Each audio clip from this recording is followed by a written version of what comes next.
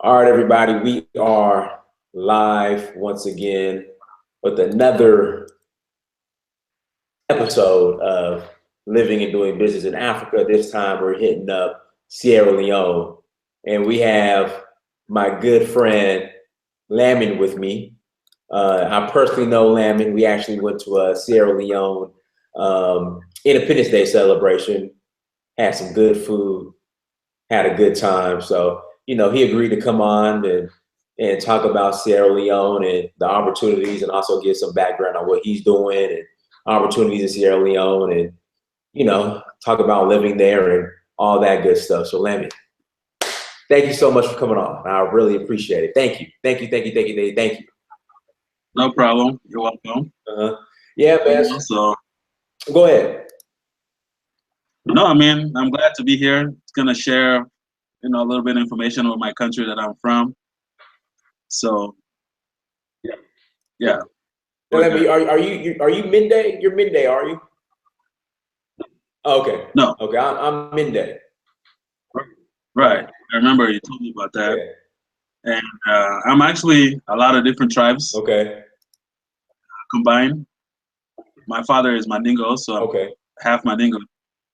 Right. So, and Amba, part Fula, and part Susu. Yeah, Fula, that's the Fulani, right? Yeah. So I'm part Fulani, part Limba, part Susu, but I'm half Mandingo. So you're the other half is all spread out. Okay, so you're a tribe. You like a gumbo, like a tribal gumbo. Right. Exactly. Okay. Hey, what? Now Sierra Leone. Now it was kind of like Liberia, but it was founded by freed slaves from London, from England, or how? Or what's the history behind it? Well, the capital city, Freetown, was a settlement by free slaves that returned.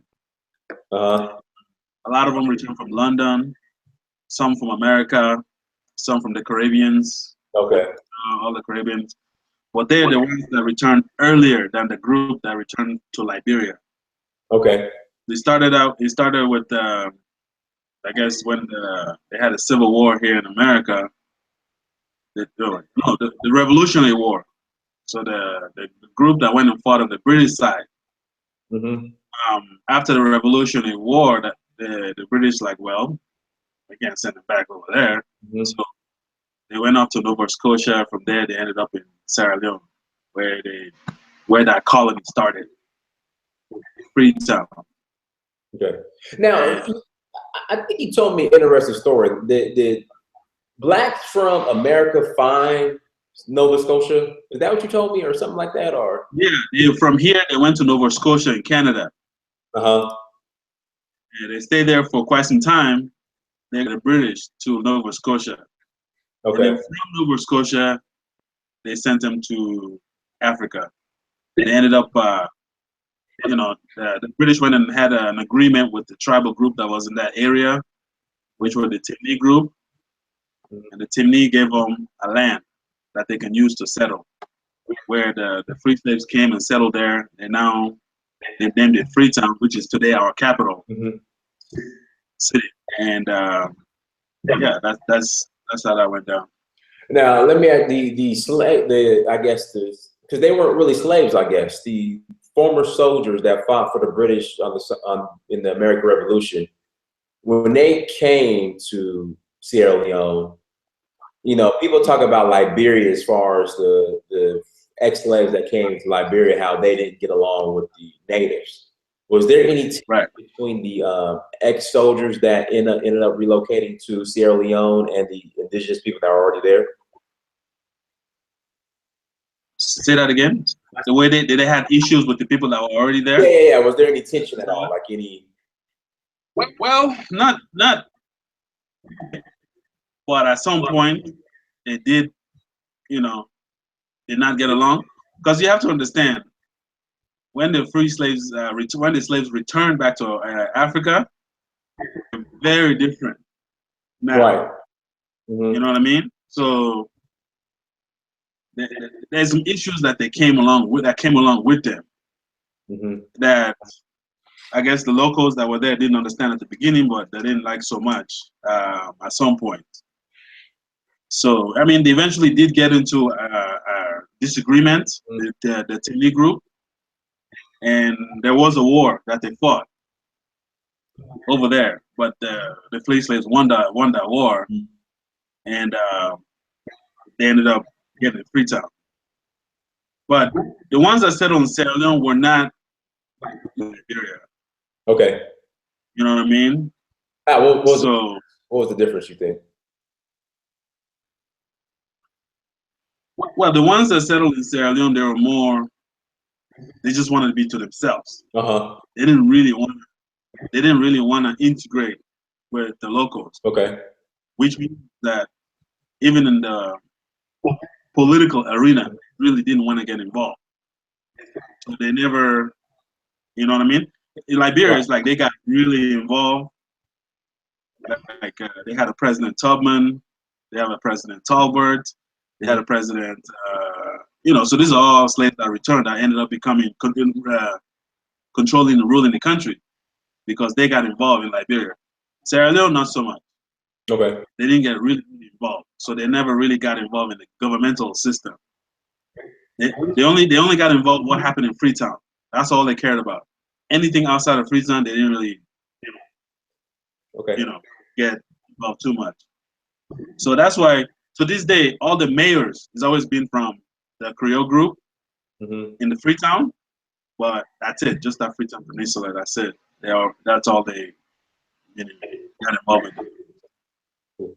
What? Now you were born in Sierra Leone, right? In Freetown, correct? Yes. How was it growing up there? Like, how was life growing up in Freetown? Well, I was born in the interior. Okay. Countryside. They call it over there. They call it upline. And in a town called Kamakwe, in the north part of Sierra Leone. And the province is Bambali district. Because we have provinces over there. But growing up over there was, it was like a community kind of society. Whereas as a child, my parents didn't really look after you that strong. Like you can be out and about the whole entire day and your parents wouldn't know where you are. They really never concerned them that much that you weren't around. You know what I mean? Right. The reason for that is even if I'm not around my parents as a child, I couldn't really misbehave. Right. Because if I have somebody who's older than me, it doesn't matter if it's a family member or somebody I don't know. As long as they're older than me, if I'm misbehaving, I will get punished. You know what I'm saying? I will get disciplined with that person. And when they bring me back to my parents will discipline me again. So because of that kind of community things, the children now were always free to be around, to just go play, go around. You can be anywhere you want. There wasn't any kind of worry from the parent that something is gonna happen to you, something's gonna. So it was kind of a free society, very free. As far as growing up as a kid, I enjoyed it. I enjoyed growing up as a kid. So when did you relocate to America? Well, first from that area where I was born, I first moved to Freetown, the capital city. Okay. So I lived in Freetown for like 3, almost 4 years until I was 13. Then that's when I relocated from Freetown. That's when I relocated to America back in 1989. You know what I mean? So relocated to America in '89, and I've been here since. Okay.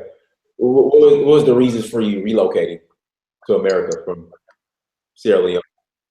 Well, the reason mainly is my stepdad. He's from America. Oh, okay. Right. And he was in Sierra Leone he lived in the interior countryside for like 5 years. He was a Peace Corps volunteer. Oh, okay. Yeah, in the late '70s, early '80s. You know what I mean? So when he's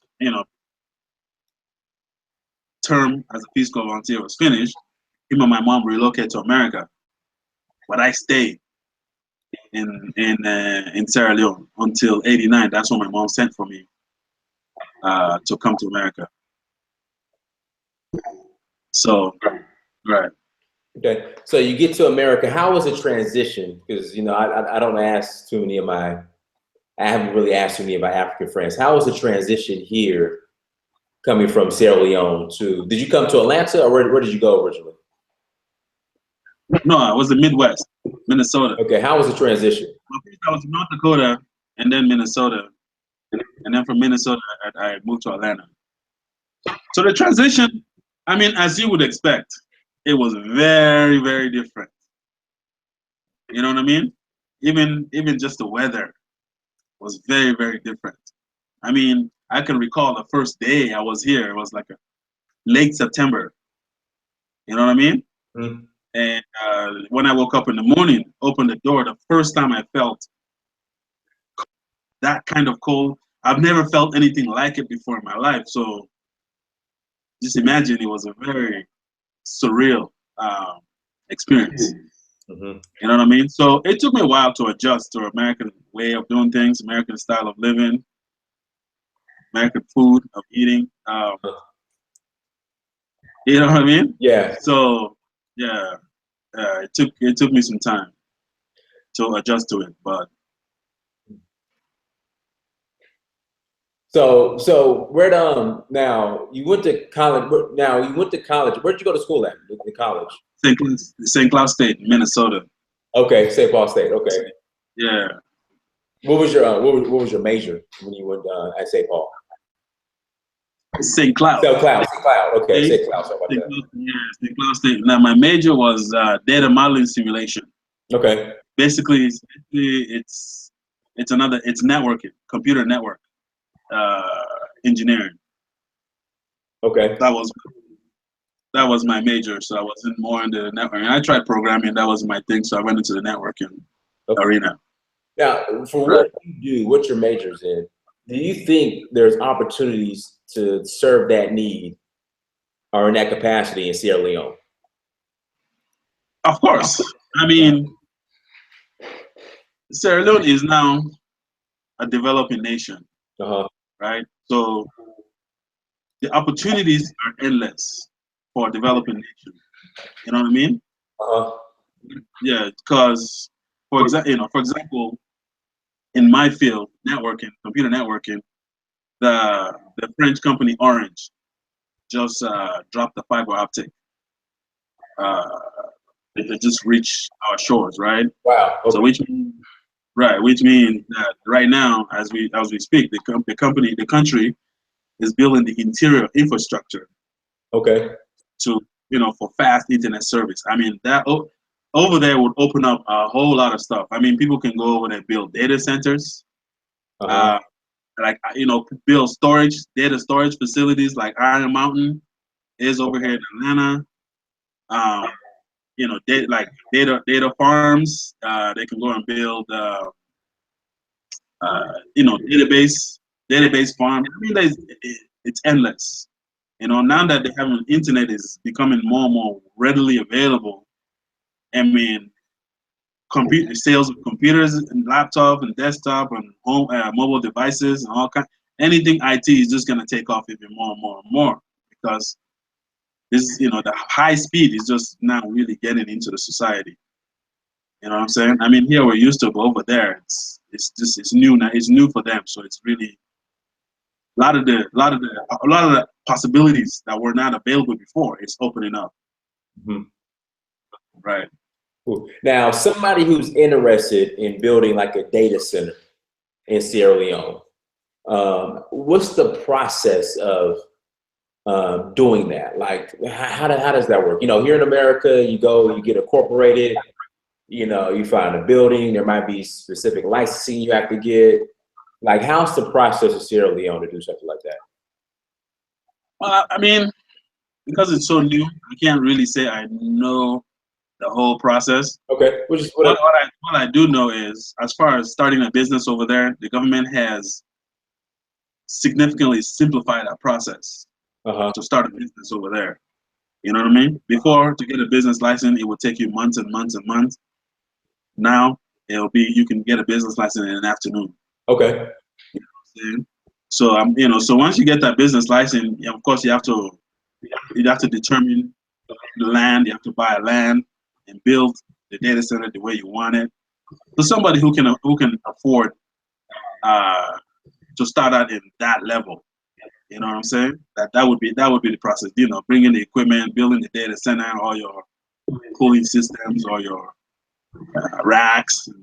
You know, and once you connect it, I'm sure a lot of these companies will buy space. You know, because a lot of banks, governmental agencies right now, they do store a lot of their records, their paper. You know, a lot of it they still do hand paper. But with this internet coming open, a data center, I mean, would transition everything into a data storage, put it in a data center, and they could just have, you know, seamless access to all this data, just like we do here. So what I mean, the opportunity is wide open for that, for anything, not just that. What other opportunities do you think our services would do well? And I know a country like Sierra Leone, I mean, I think a lot of people could do well in pretty much anything. But what other opportunities do you see over there for people that are interested in going to Sierra Leone and investing? The last time I went there, I had a friend that goes often. He goes every year, stays 3-4 months at a time, 5 months. So he's more into what's going on right now. So he was taking me around. You know what I mean? I'm going to visit small. He's taking me around. He knows a lot of business owners. Right. And going, you know, he's introduced me to these business owners. I'm talking to them and this and this and this. And what I noticed going through all that exercise, what I notice is a lot of the people are taking mundane things that they were doing here in America or London and just transferring it over there. You know, so in essence, I met a guy who was working at a furniture store here. And now he's in Sierra Leone, owns his own furniture company. You know what I mean? Goes to China, get the furniture. They will do like interior decorating in your house. They will, you know, decorate your whole house the way, if you like build a brand new house, you want them to their furniture and decorate. They do all of that stuff. I went to some other business, you know, somebody who used to work at the Kinko's. Now he's over there, has his own printing center. Wow. You know what I mean? Now he has a contract to print all the testing for the entire country through the government. All the school testing material from all the schools in the entire country. So he's doing, you know, and he does like flyers, laminations, all this kind of stuff. And I met somebody who was a security guard. Now he has a security company over there. But he fly about 300 people. So anything over here that a lot of people are doing is transferable over there. You know what I mean? Because the cost of getting your business established is a lot lower over there. The cost of entering the market is a lot lower. The competition is not there like it would be over here. So it's a wide open market right now. Wow. And somebody in the chat room said, Jones Kialo, he said, networking is the new in thing, Lamin. He sees directing this towards you. Better open your own IT database before the Chinese come up and start their own and exploit the fam. How do you feel about that? What are your thoughts on this comment? Well, I understand his point. You know what I mean? But at the end of the day, it's about resources, right? Right. So it's not exactly a cheap process. I mean, it is millions of dollars to get that up and running. You know? The Chinese government has millions of dollars. I don't. So, you know what I mean? That's their advantage. Is when the Chinese people come to Africa, they come with money, piles of money. You know what I mean? Whereas it's very difficult for somebody who's not in that level, because Chinese was working as a government. The Chinese companies coming to Africa are being backed by their government, has plenty of money. You know what I mean? So that's That's the disadvantage. That's why the Chinese get the bigger project. Right. But but as far as starting at a smaller scale, it doesn't matter where you start from. Small depends on where your income level is at. You know, you can find a space to enter to enter the market. Doesn't matter what income level you're at, which I plan to do. So as far as the process, maybe you can help us out with this. If someone is American and they want to relocate to Sierra Leone, are there any initiatives for those who would be willing to invest heavily into the country? And if someone just wants to relocate and say, fuck it, I'm done with America, I want to go to Sierra Leone. Right. What's the process for that? Like to buy land, do you have to be a citizen? If I want to buy a home, do I have to be a citizen? Is there a lot of red tape as far as becoming a national? Like what's the process behind that? I mean, as far as the first thing you would do, the process, you just want to move down there, right? I mean, I would assume you've probably already went there at least 2 times or so as to a visit to kind of explore the landscape and see exactly what you're dealing with, kind of have a better idea, comfortability as far as making that final decision of moving down there. But my advice, somebody who would want to move down there, I mean, the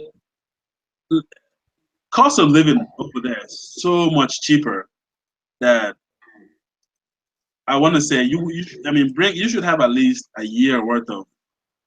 You should have enough money to sustain yourself for at least a year. Okay. The first year, right? And it's not a lot of. I'm not saying that's a lot of money because over there you can rent, someplace. There's some places you can rent for $600 for the whole year. For the whoa, say that again. Say that again. There's places you can rent for $600 for the entire year. Like, is this like a room in somebody's house, or is this your own place? I mean, I'm not saying it's gonna be, I'm saying that's where you start from, and and go all the way to.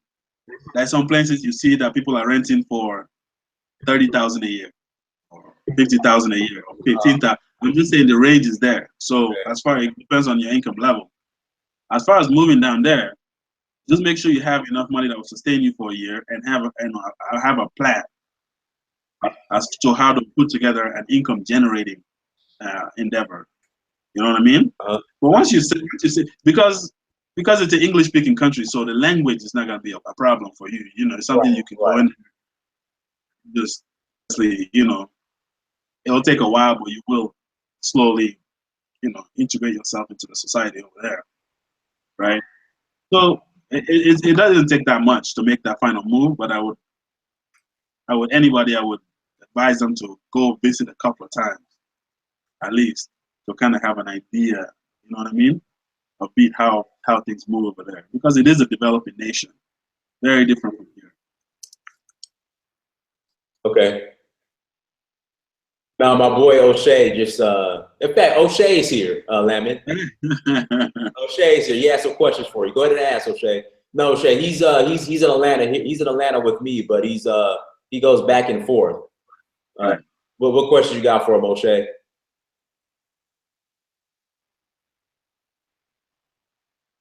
Yeah. Let me ask you this: what type of adversity, or what should somebody watch out for who decides to relocate to Sierra Leone? Like what kind of hiccups or hurdles should they be ready to expect when relocating to a place like Sierra Leone?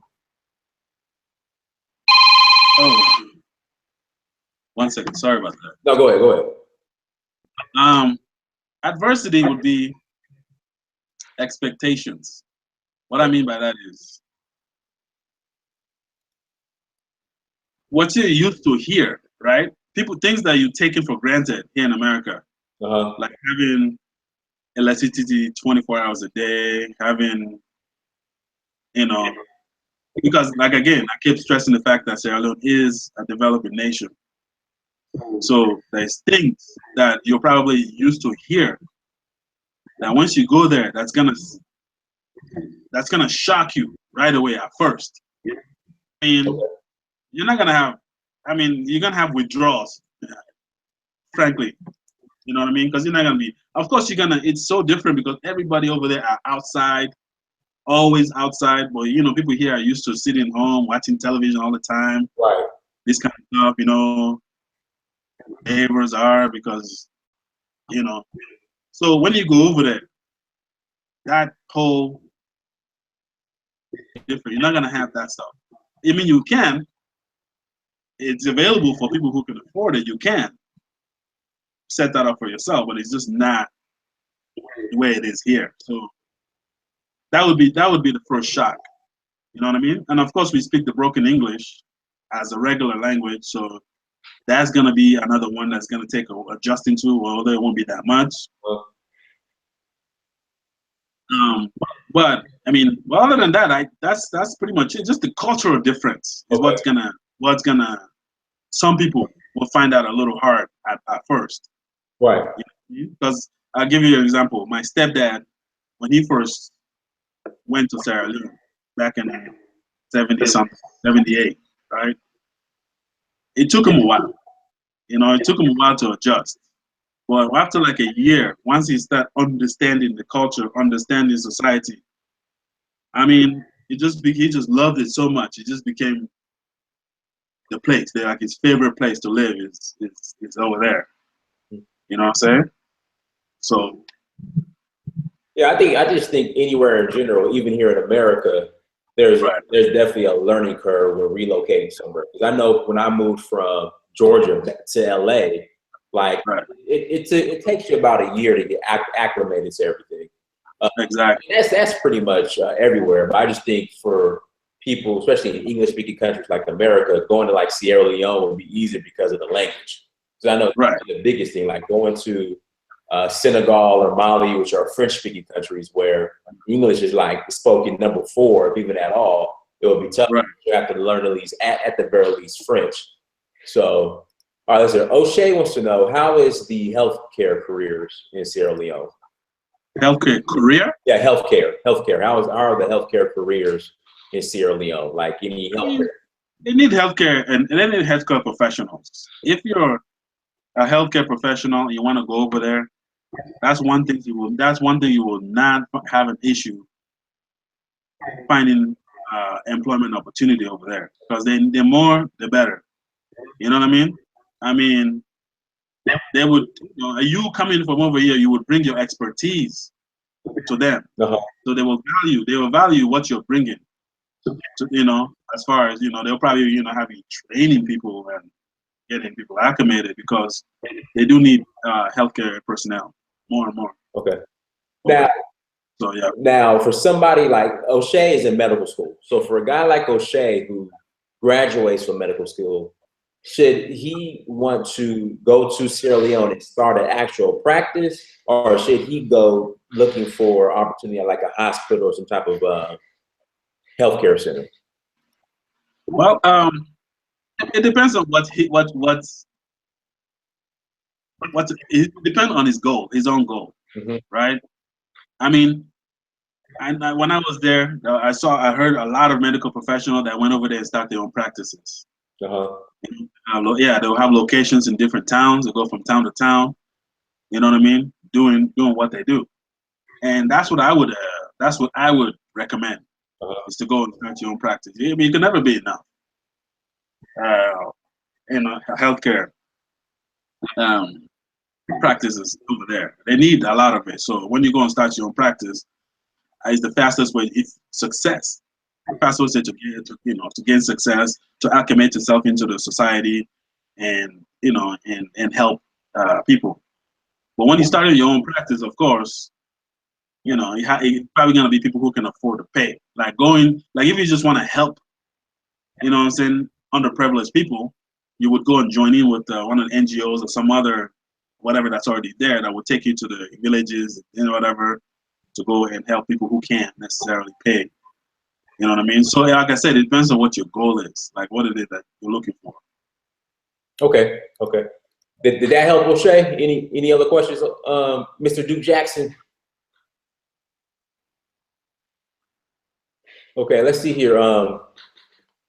So now, what? Now, are you personally working on any projects in Sierra Leone? Um, like, did we discuss you're working on something in Sierra Leone, maybe like a Yes, project? Like, I mean, I was. Well, I am. uh-huh. It's a little complicated. It just got a little complicated because what I was right now was in the process of buying land, Okay. right? So I was buying land in the peninsula area. The peninsula area of Freetown is heavily forested. It's a mountain and it's heavily forested, but down is closer to the ocean because I was trying to build like an oceanfront um, villa of some type. You know what I mean? Okay. Something very nice where, say, people come to tourists come, I can rent it to them.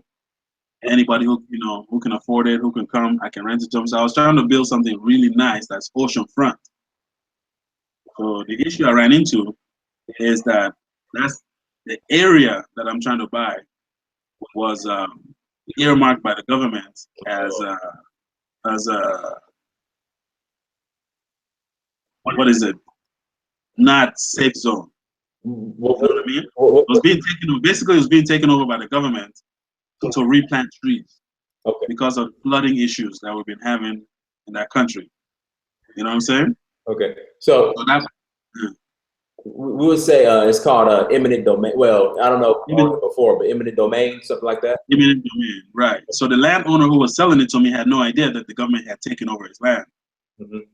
He just found out while he was trying to sell it to me that the government had passed a law back in 2012 that this area is being earmarked for tree replanting because the global warming is really beginning to affect the country.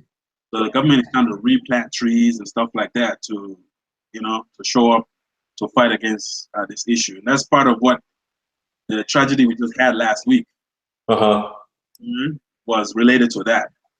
So now that tragedy happened last week, I hardly doubt that the government is gonna turn around and give the land back. You know, so that's why I say, yeah.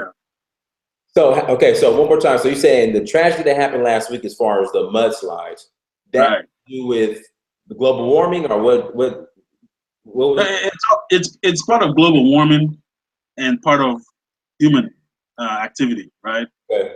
So in these unsafe zones, the government has been telling people, "Hey, don't build houses over here." You know what I mean? Oh, But okay. people, because they have money, they back channels, they go and build houses over in that area. Oh, So they're okay. cutting down the trees, building houses, cutting down the trees, doing other things, cutting down the trees. So now on the top of the mountains, it's kind of naked. Okay. You know what I mean? So when the rain comes, all the boulders, the trees that used to just collect that rainwater somewhere is no longer there. Oh, okay. Okay. Yeah. So, You know? so are you saying that? I mean, I'm trying to put this. I don't want to be disrespectful. Are you saying that the what happened last week could have been avoided? Yes. Okay. Yes, it was very avoidable. Okay. So basically, people were building houses where they were told, like, "Look, don't build a house here." Don't build houses over here. Oh, okay. I didn't know. Okay. Okay. I mean, that's good insight. A lot of people. I mean, that's great insight. Oh, right. Wow. Because the environmental protection went to them like, hey, you people need to move. Uh-huh. You shouldn't be over here. But I guess they want. I'm sure they'll be listening now, but Yeah. they don't listen. Yeah, but it affected a lot of people. That's the thing. Like, Right.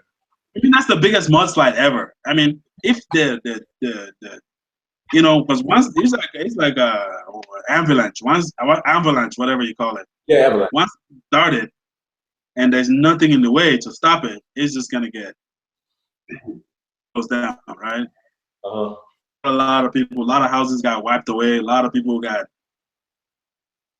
buried alive by the mud, all kinds of stuff. So I mean, it's a heavy rain. I mean, we live in a tropical zone. You know what I mean? So yeah. Because see, what I was thinking is because I just know, especially in West Africa, when the rainy season comes, like I don't think it's just from what not experienced myself, but from what I've seen or heard from people, it's just the infrastructure is just not there to really combat the rainy season. Like my buddies in Senegal, like every rainy season, their house floods. And it's like, okay, well, what can't you do something or put something in place to keep your house from flooding every rainy season, their house literally floods. And it's like they don't have anything in place to stop it. So I was thinking it was, I mean, again, the must. No, that played a role. That played a role, absolutely. Also, the fact that there is no infrastructure is not there to channel the water there, you know what I mean? Away from people's houses or away from, like the street gutters, they're not deep enough. You know what I mean? That they have they have the gutters, but it's just not deep enough. So when there's heavy pour, and then people throw their stuff in those gutters, so it blocks the rainwater when it rains heavily. You know what I'm saying? A lot of it is human activity that's causing a lot of these problems. Okay. It's infrastructure and human activities combined. Okay, yeah, that's great insight. O'Shea wants to know what opportunities are there in Sierra Leone for blogs and entertainment. I think O'Shea right now is enjoying. I think he's eating a collard green sandwich, collard green sandwich, a sandwich. You know, he's from North Sacramento. He's from the same city for me, but he's from the north side. They eat collard green, not sandwiches, but sandwiches. So he wants to know what opportunities are there for blogs and entertainment. Well, I mean, I don't know about blogs. I can't say, but entertainment is a lot. I mean, the music scene is live. You know what I'm saying? There's clubs. There's beautiful beaches. And, for people like, and women. Yeah, that too. There's a lot of that. I mean, there's so much. There's a lot to It's not a place that you're gonna get bored. Right. Bottom line, you're just never gonna, because there's no time to get bored. There's so much activities. Like I was saying, everybody's outside. It's like a sea of human beings are always outside. People always, very close to each other, communicating with each other. People are at the beach, people are at the clubs, people are at the bars, people are. Now I don't know. You can set up your own blog. Now and then I see some Europeans that are doing blogging, just traveling through Africa and blogging. Yeah, now and then I see them passing through Sierra Leone. They go past the islands where the slave quarters would be at. They go past. I mean, there's a lot more to do.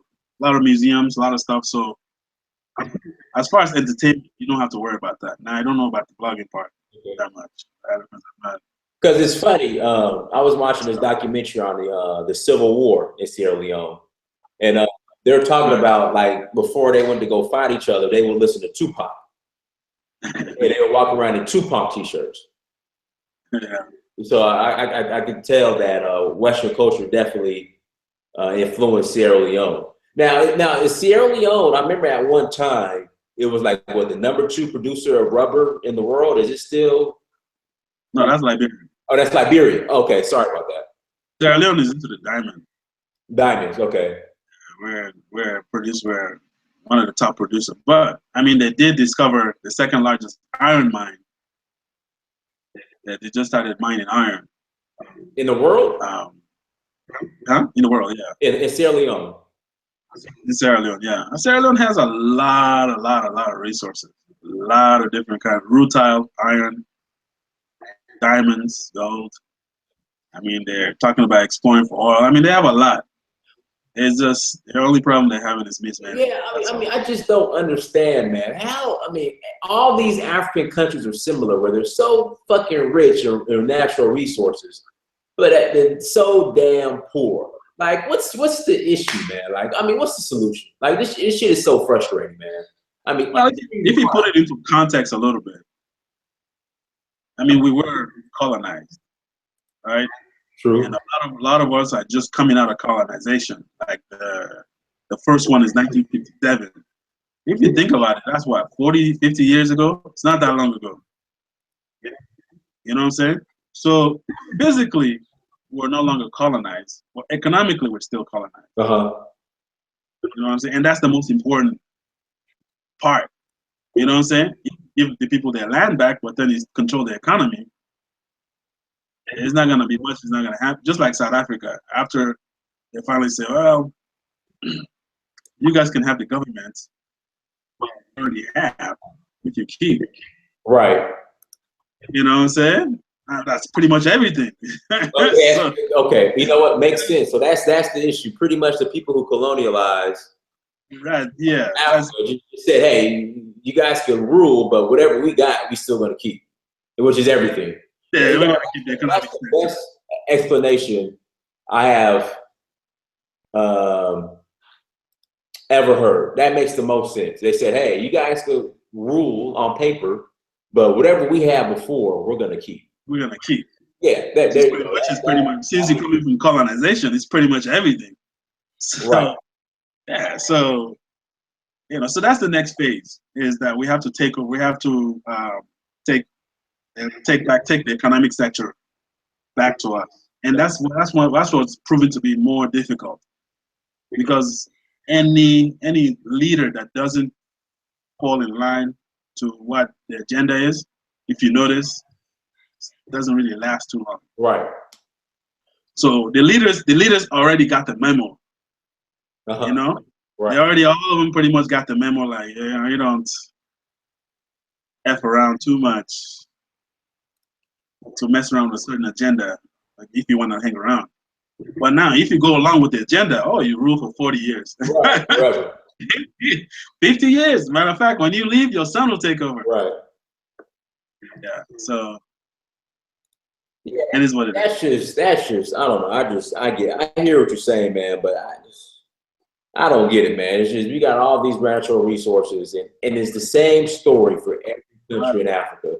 But if you think about it, well, if you put it in another context, after America fought the Civil War, it still took them a few hundred years before they fully developed. I mean, they didn't develop after the Civil War right away. It took them a long time. And they didn't even have the kind of issues we have, right? And us, we're just coming out of, like I said, most countries, like 40 years, they've been,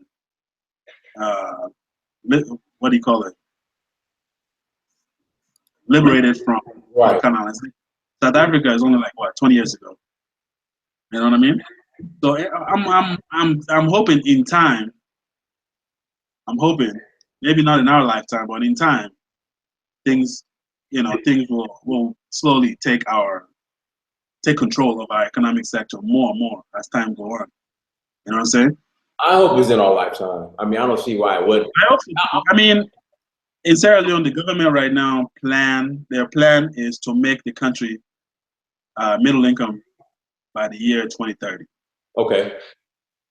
I guess that's reasonable. I mean, that's 12 years, 12, 13 years. It's reasonable. Right. Yes. So for them to reach that plan, they're consistently developing as you see right now. Things are changing every day. Things are changing over there every day. You know what I mean? So in 5 years from now, it's going to be different than it is today. Today is different than it was 5 years ago. Right. That makes okay. So let me ask you this: in a period of 5 years, what different have you noticed from Sierra Leone in 2012 to Sierra Leone in 2017? Well, looking at how the government, their plan, right? The government had planned was they, in order to get the economy going, infrastructure has to be developed. There's no way around it, right? So, and the power system has to be 24 hours a day, 365 days a year. So they have to develop the power sector. They have to develop they have to turn small scale farming into commercialized farming. They have to turn the infrastructure itself, road network, all these networks, they have to build. So given I know that background, what I've noticed from 5 years ago to today, right? I've seen the road network has been vastly improved. Okay. Within the last 5 years. You know what I mean? The government has built a lot of, let's say, small scale banks in the countryside that loans farmers Okay. For them to ramp up their farming and stuff like that. It's gonna take a little longer for it to start producing dividends. Well, these are all things that have been happening on a slower scale. It's slowly going down. When from 2007, the power system, electricity grid, was only I think 25 megawatts. Okay. Now they're at 180 megawatts. So in 4 years' time, they're building a dam that produce power. So in 5 years' time, they want to have 1,000 megawatt that will provide the entire nation. You know what I mean? So this is why MC is going on. Like they're slowly coming online. Development takes time, so that's what's going on over there. Okay. Liberia is the same. Okay. Now you mentioned if someone was to move to Sierra Leone, you said they could find somewhere to stay for $600. Was it like you say $600 for the year? For the year. So what's a good number, just ballpark, for somebody to be comfortable in Sierra Leone? How much money should they come with saved for a year? Just what's a good realistic ballpark number? Well, let's say for housing, for example, right? If you want to live over there, so the amenities that you used to here, let's just say plan at least to get a place that will cost you $500 a month. Okay. Right, and then of course, if you want your cable, you have to order the satellite. That's gonna be $70. That's gonna be around $70 a month. How much? You know what I mean? You said 70? 70. 70. Yeah, $70. Okay, that's not bad. That's not bad. That's not bad. You know what I'm saying? And of course, you need. I don't know if you want to bring your own transportation, as in your own vehicle, but probably when you first move there, probably not necessary. Transportation is cheap to get around. So food and all these things. So I would really say between 30,000 and 50,000 be sufficient. Okay. It's gonna be your budget to start a business as well. Okay. You know what I mean? It's gonna take time for your business to get going, so that you can now start have some kind of producing income. That would be my guess. Okay. If I wanted a nice 3-bedroom, it's Africa, we gotta go bigger. A nice 5-bedroom, 3-bath house near the beach, right outside of Freetown, maybe 15, 20 minutes outside of Freetown. Right. What's a good number as far as how much it will cost to build something like that, roughly? To build, yeah. Yeah, to build. Around 200,000. Around 20. That's not bad. Yeah. Yeah. So, because I have a friend that built just exactly the specifications you just mentioned. Cost him about 200 grand for 15,000 a year. Okay. So that's about 5 bedrooms. That's about 4 or 5 bathrooms. Big compound. Right by the IMAT, overseeing the ocean. Right there. So very beautiful. It's a very beautiful home. Wow, wow. Let's see if we got any more questions in the chat room. Kiki wants to know, are you Creole? Now, you said you're a little bit of everything. She wants to know if you're Creole. No, I'm not a Creole. Not a Creole? Okay. Yeah, man, I mean, anything else you want to share in closing as far as what to expect going to Why did you ask about Creole specifically? Is there any specific reason? Kiki, you know who the Creoles are? Is that why? Do you know anybody that's Creole, or why did you ask if Lamin was Creole? Is there a reason why? If you're still there, she'll get back to me. But dude, let me ask you. Yeah, I just wanted to explain more on the Creole thing if they're interested in knowing who the Creoles are. Okay, somebody just asked, what is your ethnicity? So you relate to the chat. Lamin is a mixture of a little bit of everything. Yeah, you're relate to the chat. So just to say it again, I'm half Mandingo, half Limba, part Fulani, and part Sisulu. Okay. So there you go. That was answered. Lamin, is there anything in closing that you'd like to share? Any tips? Anything in regards to Sierra Leone or relocating to Sierra Leone that you want to share with the people? I mean, relocating to Sierra Leone is easy, like I said. It's an easy thing, like I said, because a lot of people usually it's a language barrier that keeps them. That's the first, that's the first roadblock when they get there. And like English speaking, like a Sierra Leone, they don't have that kind of roadblock, that issue. Beautiful, beautiful countries, beautiful mountains, and beautiful ocean. Very relaxed. It's a very relaxed place to live.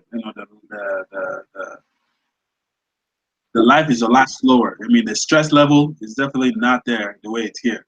Yes, I could. You know, exactly. The stress level you just don't have it like that. I mean, it's a beautiful place to go. Anybody who would be interested in going there, I highly recommend it.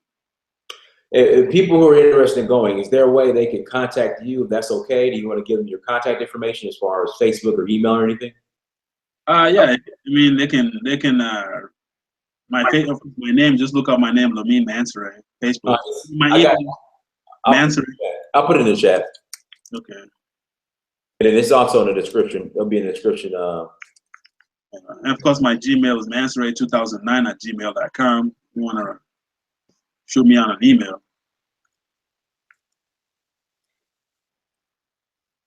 Okay, cool. All right. Well, if there isn't any more questions, just one more thing. As a matter of fact, I have a friend right now that's moving back from Atlanta, moving from Sierra Leone originally. Okay. In Atlanta for a long time, but he's moving back for good. Okay. And he's just gonna go do a barbecue business, like American barbecue. That's what he's smart idea. Very smart idea. Very smart idea. Very low cost to enter. I mean, I have another friend who moved also, but she was an OBGYN here. From what's his name's last question. He was wondering about the medical thing. She just got hired and got even a better deal that she was getting paid here over there. Really? So okay. So let me stop you right there. So you're saying that because what we've been told about Africa is if you're working a corporate job here in America, don't expect to get the same salary in Africa. But you're saying there's definitely opportunities where you could get the same salary or even more if you relocate. Oh man, she packed up her clothes, sold her house, packed up her cars, with everything, even a much better deal over there as an OBGYN than she was getting, and she was getting a very good deal here as far as salary and all kinds of stuff. So no, it's there. I mean, high level stuff is there. You know what I mean? High level entry,